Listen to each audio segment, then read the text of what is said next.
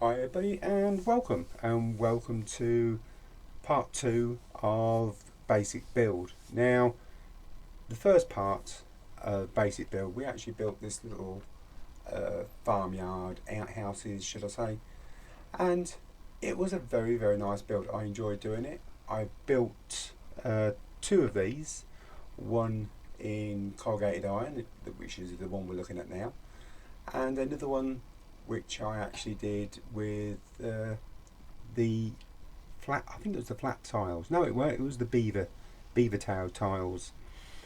Now, I actually sent one of these to a very good friend of mine, John Moore, and John actually fitted some lights on the inside of it. Uh, he actually put benches and made it into repair, like a little repair yard, and it really turned out nice. And I was so pleased because normally I make these and they sit up on my shelf, and that's as far as they go because I don't seem to be building them uh, for myself, but I actually build them just to show people what you can build with these molds. Now, part 2 is going to be very different to part 1. Now, part 2 is going to be a build for myself. I'm actually going to be building the next part of this uh, as a smallish diorama, and it will be a build from start to finish, and all the small details putting on it, the figures and vehicles and everything like that. Now, like I say, it's going to be a lot different, so I'm going to put you on pause and I'm going to run through what I'm actually going to build. Right, now I'm still sticking to the basic build plan, which we've already built. This little bit here, the outhouse part, and I'm going to move on now and over to the barn. Now, I'm still going to make this a basic build because it is a very basic build. Well, should I say, for me it is. But I'm going to build a barn, but we're going to do a barn with a lot of differences. Now, I'm just going to bring some pictures in. Now, the reason being that barns have never really changed over the years, and also barns come in loads and loads of different shapes, sizes, heights, and they were built for a purpose, and the purpose was for whatever the farmer wanted to use it for. So every barn was built differently. So we can keep going on with these pictures. As you can see, oldish barns. This particular barn has got steps up. It would have had living quarters on the top, or a hay barn.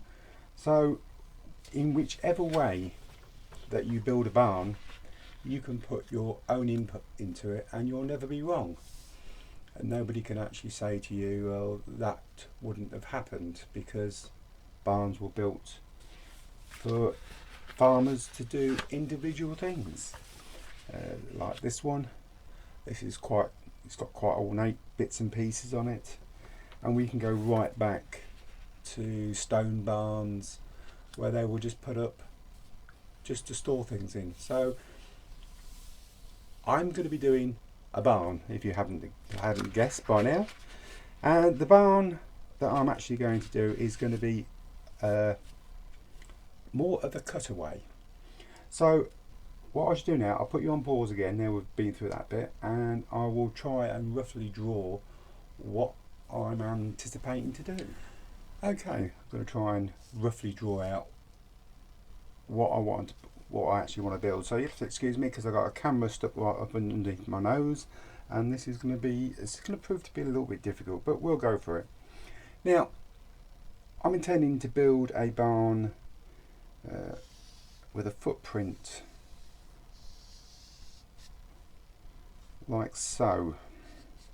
Now, being the front, one side and one end, but nothing actually in the middle here. So if we take these lines up, one there, you'll have to excuse the roughness of this drawing. Gable end this end with a large entrance, i.e. the big barn doors this end. We will be putting a small loft door, or sorry, hay door in the actual gable, which I will explain as we go along. Now we will have a full solid back wall.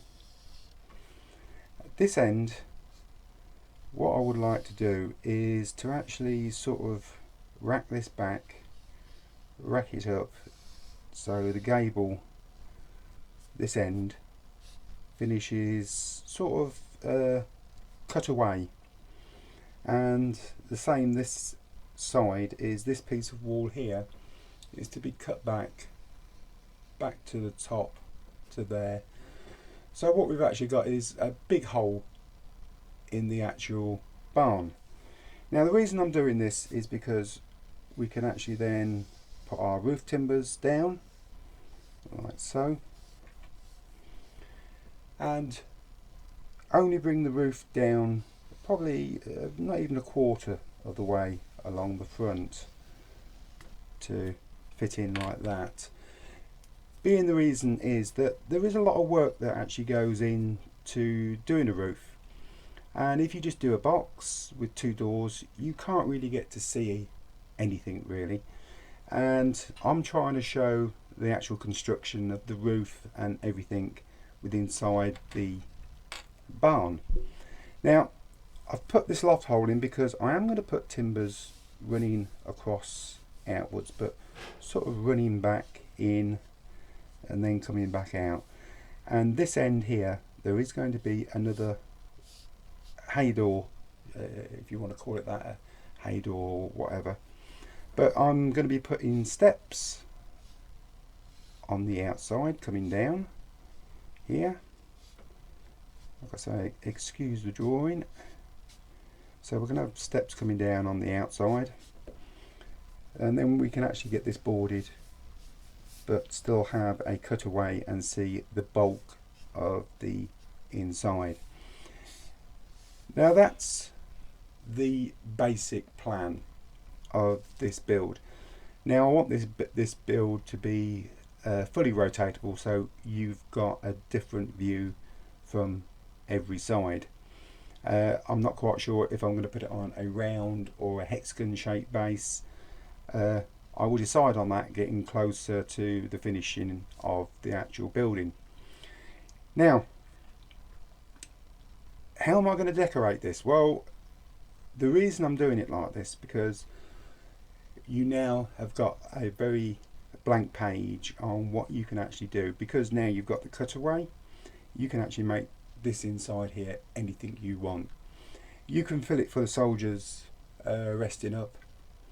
You could make it a medical, like a little first aid place with patients and beds, and even put a couple of nurses in if you wanted. Also you could make this a place for storing ammunition. There's loads and loads of things that you can actually go through and use, because you're actually looking inside of a building instead of just looking at a building. What I'm actually going to be aiming for is I'm actually going to do some sort of repair yard, like my good friend John did. Now I would like to make this big enough to actually take probably even a tank to actually sit inside here, maybe partly in, partly out. I have got a lot of accessories, compressors and bits and pieces like that, which I would like to put in here, put some lights in, and just generally make it an area where they're repairing vehicles under the cover of a roof, should I say. Might even go for a winter scene, I don't know yet. I shall get to grips with that after I've actually built it. But that's my basic plan. Also this piece at the top here, you know, because we've got planks going across there and it is a cutaway, you could actually put soldiers up there having a snooze. We can actually put figures on the stairs as well as a lookout. So that is two areas that would be covered, this end and well, 3 actually, because this front as well would be, as it rotated, you'd have another different look at the actual diorama. The other side, I'm still thinking about what to actually do on that other side. I'm not quite sure, but something will come when we start the actual build. So that's going to be my build. Hopefully you sort of get the rough layout, the rough plan and the rough idea of which way I'm going. Now I will be starting this very, very soon. I'm already casting all my brick sections for this, so it will be something that will be done very soon. Well, once we get Christmas Day and Boxing Day out the way, and then I can actually get back to my bench, we'll probably get a video out in the beginning of the new year. So with that, I'm going to leave it at that as just an introductory video to what the next build's going to be. And I'd like to take the opportunity wishing you all a very Merry Christmas and a very Happy New Year. And hopefully we will see you in the new year on the first video on this build. So until then, thank you very much.